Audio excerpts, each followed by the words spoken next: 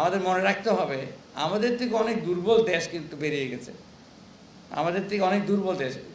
As recently as আমাদের ভুটান, আমাদের পার্শ্ববর্তী দেশ, সে বেরিয়ে গেছে। তো ওরা কোভিডের ইমিডিয়েট পরপরই বেরিয়ে গেছে।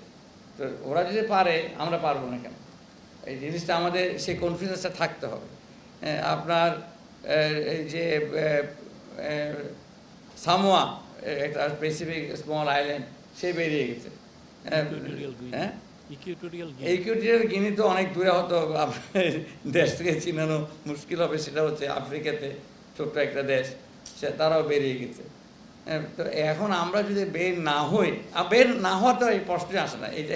এটা আসলে ইজ এ রং কনসেপ্ট যে আমরা বের হতে চাই না। আমরা অলরেডি, আমি এই উত্তরণ আমি আপনাকে যে একটা প্লেনের টেক অফের এক্সাম্পল দিয়ে বললাম, আমাদের ওই ফিরে আসা মাঝপথে গিয়ে যে আমরা অ্যাভয়েড করব যে না, আমাদের এনাফ ফুয়েল নাই, কিংবা একটা আমাদের ইঞ্জিন একটা সত্যি নষ্ট হয়ে গেছে, আমরা এগুলো আজকে চেক করেছি। আমরা কনফিডেন্ট যে আমাদের এনাফ ফুয়েল আছে, আমাদের ইঞ্জিনের অবস্থা ভালোই। তবে হ্যাঁ, কিছু আমাদের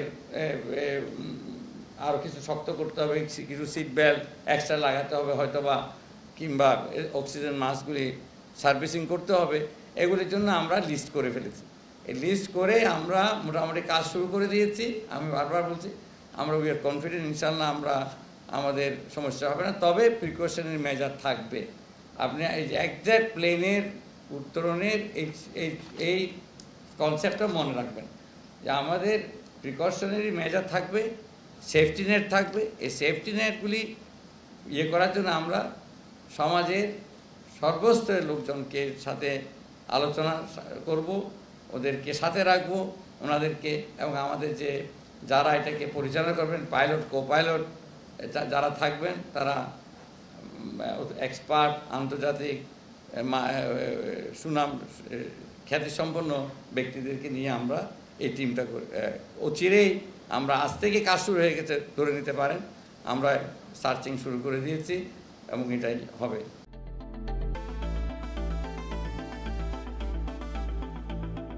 একটা তো বললেন যে একটা ডেডিকেটেড একটা টিম থাকবে, তারা এই পুরো জিনিসটা দেখবেন, এটা একটা আজকের একটা ডিসিশন।